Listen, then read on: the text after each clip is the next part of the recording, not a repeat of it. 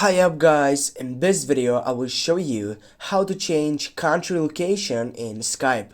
Firstly, tap on your profile icon, and when you get up right here you need to go settings right down.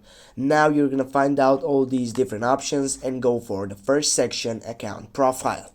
Now here also you're gonna get up into all these options, but here you need to choose up the right one. In this case the right one is your profile right down, and here on your profile you need to find out the new feature which is connected by location setup. But as you can see here, it doesn't shows up that section, and when you scroll down here it is the setup.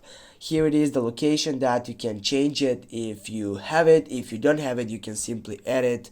You can go now city, for example Belgium, and you can add state, province, you can country, region. Yeah, go Belgium again, city Brussels,